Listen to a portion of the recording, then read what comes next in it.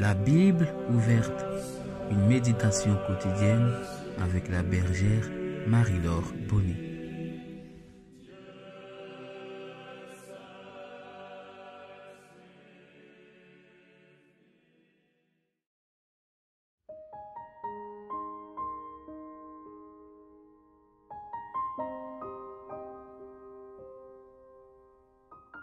Shalom, chers frères et sœurs, shalom, chers fils et filles de l'Alliance. Nous sommes aujourd'hui le lundi 27 avril 2020.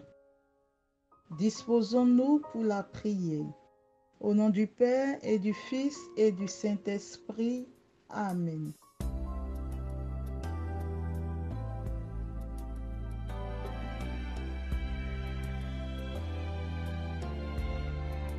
Change mon cœur, Seigneur,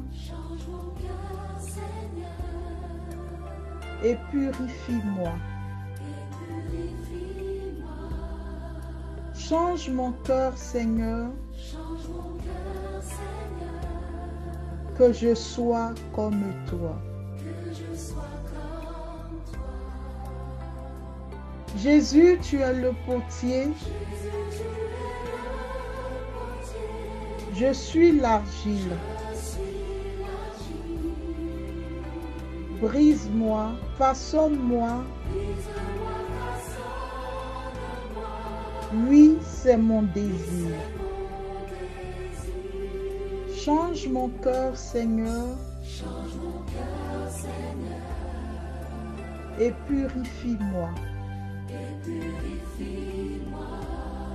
Change mon cœur, Seigneur, que je sois comme toi.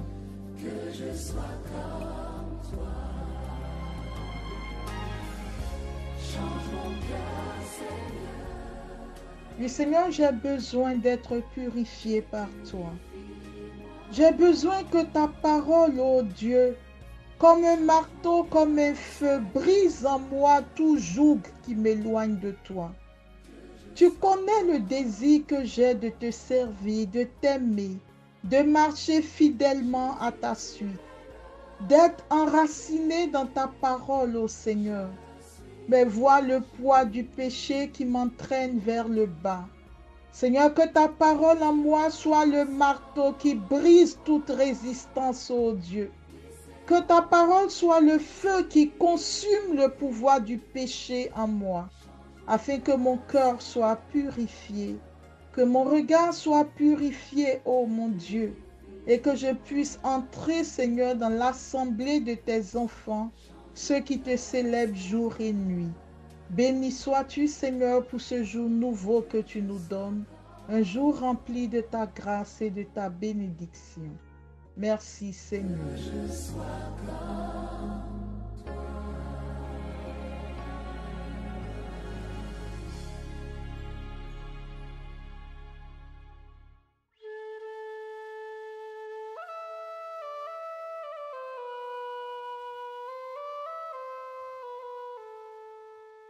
Chers frères et sœurs, nous sommes aujourd'hui le lundi 27 avril 2020 et nous poursuivons notre cheminement autour de ce thème que nous avons abordé depuis la semaine dernière, la place et l'importance de la parole de Dieu dans la vie du chrétien. Nous avons vu en grand 1 le Saint-Esprit et la parole de Dieu. En grand 2, et c'est le grand 2 que nous développons en ce moment, les effets de la parole de Dieu sur la vie du chrétien. En petit 1, nous avons vu que la parole de Dieu donne le discernement. En petit 2, nous avons vu la parole de Dieu procure un bonheur profond. Et en petit 3, nous avons vu que la parole de Dieu procure la réussite. En 4, nous avons vu que la parole de Dieu est une nourriture. Ce matin, je voudrais que nous abordions en 5, la parole de Dieu purifie les cœurs. Le psaume 119-118, le verset 9 dit ceci: comment le jeune homme rendra-t-il pur son sentier? Et le psalmiste répond en disant, en se dirigeant d'après ta parole. Jean chapitre 15, le verset 3 et le verset 7 dit ceci. Déjà vous êtes purs à cause de la parole que je vous ai annoncée. C'est le verset 3. Et le verset 7 dit, si vous demeurez en moi et que mes paroles demeurent en vous, demandez ce que vous voudrez et cela vous sera accordé. Donc, chers frères et sœurs, à partir de ces deux références, nous voyons que l'écoute de la parole de Dieu, la méditation de la parole de Dieu, l'étude de la parole de Dieu, le fait de se laisser conduire selon la parole de Dieu entraîne une action spirituelle dans nos vies. C'est que la parole de Dieu nous purifie au fur et à mesure que nous sommes en contact avec elle. La parole de Dieu nous purifie, nous éloigne du péché, purifie nos regards. Le jeune homme a besoin de la parole de Dieu sur son sentier pour devenir de plus en plus pur. Et Jésus dit, vous êtes déjà purs à cause de la parole que vous avez entendue. Chers frères et sœurs, nous sommes sur cette plateforme et je pense que ce n'est pas en vain que le Seigneur a permis que l'occasion de cette pandémie devienne l'occasion d'une nouvelle assemblée de ses fils et de ses filles qui rassemblent sur cette plateforme. Nous sommes tous conscients que dans notre marche à la suite du Christ, nous avons énormément de difficultés à rester purs au niveau de nos pensées, à rester purs au niveau de nos sentiments, à rester purs au niveau de nos regards, à rester purs au niveau de nos jugements. Nous avons souvent des pensées impures, des pensées de colère, d'amertume, de vengeance, de méchanceté, selon que les uns ou les autres nous aient blessés, nous aient méprisés, nous aient rejetés, nous aient fait du mal, chers frères et sœurs. Nous développons à l'intérieur de nous-mêmes des pensées qui ne glorifient pas le Seigneur. Combien de fois, devant une situation d'injustice, nous n'avons pas voulu nous venger. Alors que la parole de Dieu nous dit, si quelqu'un te gifle sur la joue droite, tends-lui l'autre joue. De façon générale, nous sommes habités par le désir de vengeance. Nous sommes habités par la colère. Nous sommes habités par la rancœur. Nous sommes habités par le désir de rendre à l'autre le mal qu'il nous a fait et sinon plus. La chair en nous, qui est un allié de l'ennemi, est profondément enracinée dans nos vies et nos vies réclament vengeance. Nous voulons rendre au coup par coup. Nous voulons revenir à l'ancienne alliance. Et le Seigneur nous demande de vivre une vie surnaturelle. Si quelqu'un veut prendre ta tunique, donne-lui aussi ton manteau. S'il veut t'envoyer en justice, accorde-toi avec lui en chemin, de peur que ceux qui vont vous juger ne te condamnent et que tu ne sois jeté en prison. Nous voyons que toutes les difficultés de nos vies transforment nos caractères. Toutes les difficultés de nos vies modifient notre façon d'être. Nous étions bons au départ, nous étions peut-être patients, etc. Les difficultés de la vie font que nous développons à l'intérieur de nous beaucoup de sentiments qui ne glorifient pas le Seigneur. Or, le texte sur les béatitudes que nous lisons chaque année à la fête de tous les saints, qui est comme un miroir, comme un repère, qui est là comme une référence pour nous conduire sur le chemin de la sainteté. Vous verrez que chaque année, lorsque nous sommes à la fête de la Toussaint, l'évangile qui nous est proposé, c'est le texte des béatitudes. Et c'est un chemin que le Seigneur nous propose vers la voie de la sanctification, de la sainteté. Et l'une des dispositions dans ce texte des béatitudes dit « Heureux les cœurs purs, car ils verront Dieu ». Mais comment avoir le cœur en permanence dans la pureté? Comment être tous les jours de notre vie dans un état de pureté qui glorifie le Seigneur et qui nous éloigne de tout ce qui est une entrave à notre avancement et à notre croissance à la suite du Christ.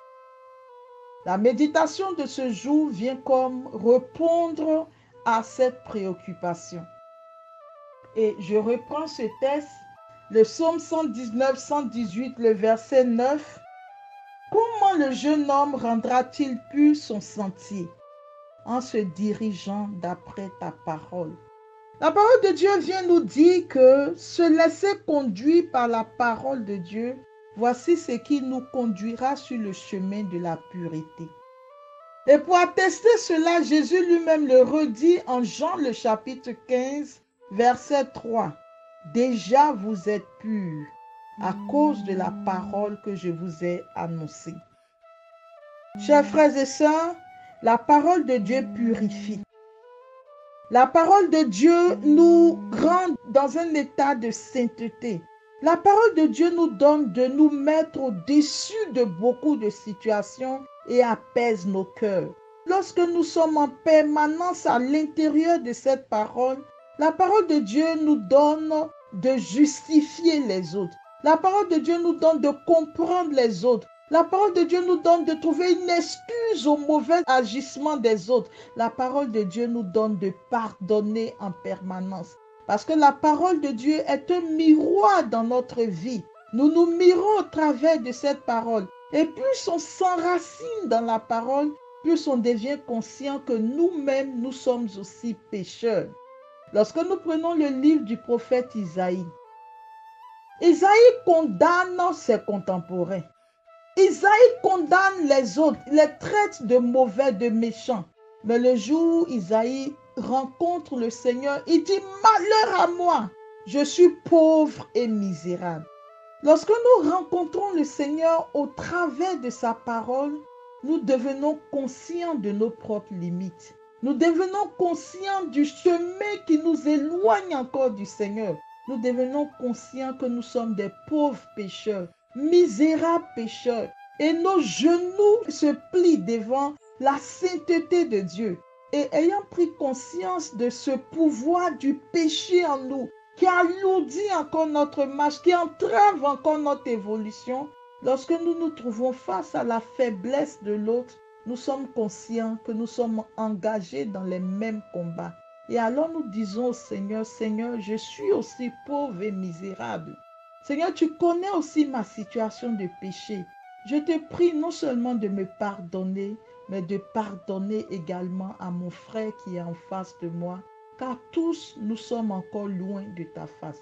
La parole de Dieu va nous conduire à un niveau d'humilité qui fait que nous pouvons fléchir les genoux devant les faiblesses également de nos frères et sœurs, les méchancetés de nos frères et sœurs. Alors, ce matin, je voudrais nous inviter à redescendre au plus profond de nous. Quelles sont les misères de nos vies?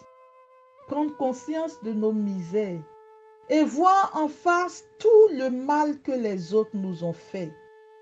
Et au nom de cette parole que nous voudrions intégrer dans notre vie, prier aujourd'hui pour ceux qui nous ont offensés. Et c'est la prière que le Seigneur nous a apprise. Prier pour ceux qui nous ont offensés. Et aujourd'hui, demander au Seigneur de nous donner la grâce de libérer les prisons de nos cœurs. Ceux que nous avons enfermés. Ceux pour qui nous avons prononcé la condamnation définitive. Ceux que nous avons apprêtés pour être cloués au pilori. Demandons au Seigneur de libérer les différentes prisons de nos cœurs et qu'il nous donne la grâce réelle de sa parole, afin que nos cœurs soient purifiés, que nos vies soient purifiées, que nos pensées soient purifiées, que nos regards soient purifiés, que nos entendements soient purifiés, que tout sentiment en nous soit purifié. Et c'est à cette condition, et cette seule condition, que nous pourrons voir Dieu comme nous le dit la parole de Dieu. Heureux les cœurs purs, car ils verront Dieu. En nous attachant donc à la parole de Dieu, le Seigneur nous purifiera au fur et à mesure et nous serons une source de bénédiction pour nos frères et sœurs. Chers frères et sœurs, que Dieu vous bénisse et que le Seigneur permette à chacun de descendre au plus profond de lui, avec aujourd'hui les clés des prisons en main pour libérer tous ceux qui ont été enfermés dans les prisons de nos cœurs. Que Dieu vous bénisse et vous garde. Au nom du Père et du Fils et du Saint-Esprit. Amen.